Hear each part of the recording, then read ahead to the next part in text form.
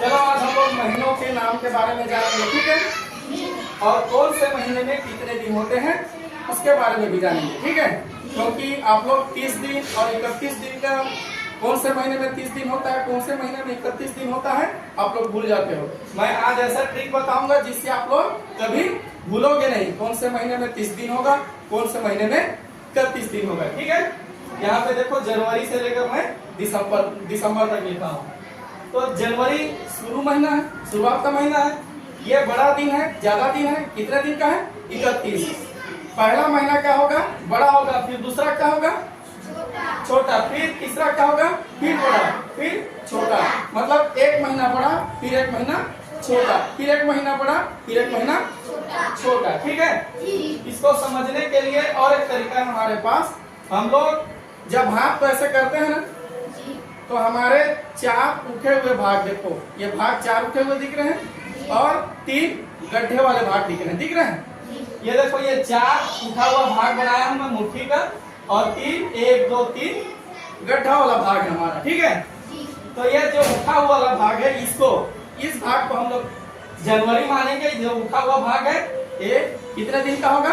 31। जो उठा हुआ भाग रहेगा कितने दिन का होगा? 31। फिर अगला जो गड्ढा वाला भाग है, ये गड्ढा वाला भाग फरवरी का होगा, छोटा वाला दिन होगा, तो 28 या 29 दिन का होगा। अगली बार क्या होगा?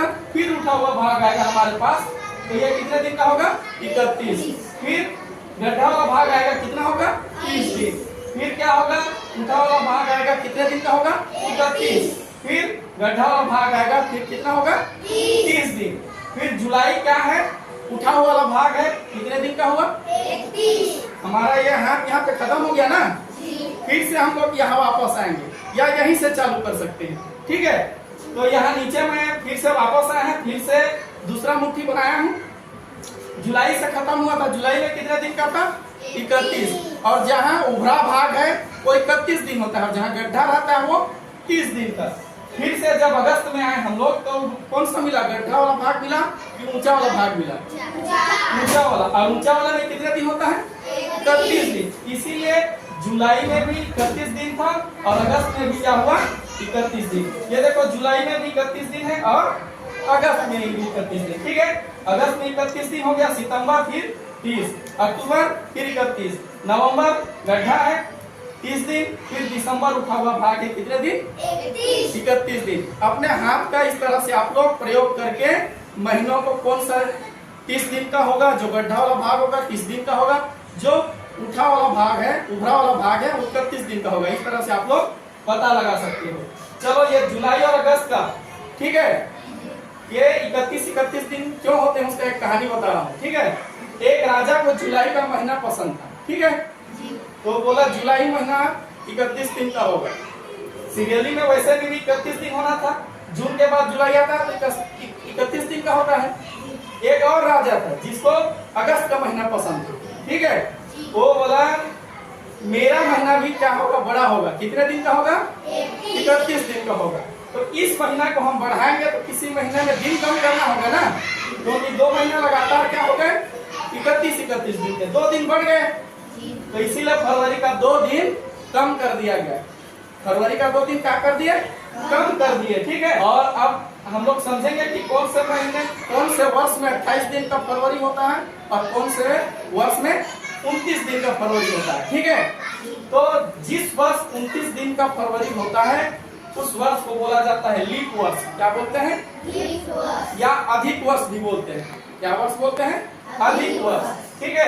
एक वर्ष में कितने दिन होते हैं? 365 दिन 6 घंटा। कितना? 365 दिन 6 घंटा लगभग होता है, ठीक है। तो 365 दिन पूरा हो गया, और एक वर्ष में 6 घंटा होगा, दूसरे वर्ष में 6 घंटा हो गया, तीसरे वर्ष में 6 घंटा हो गया। इस तरह से 18 घंटे हो गए। चौथे वर्ष भी 6 घंटा, 6 चौक कितना होता है? 24 घंटा। तो 4 वर्ष में 24 घंटा, 24 घंटा मतलब एक दिन बढ़ जाता है, एक दिन 4 वर्ष में एक दिन बढ़ जाता है। इसीलिए 4 वर्ष जब भी होता है तब फरवरी का महीना कितने दिन का होता है? 29 दिन का होता है। उस वर्ष को लीप वर्ष कहा जाता है, ठीक है। तो लीप वर्ष में कितने दिन होंगे?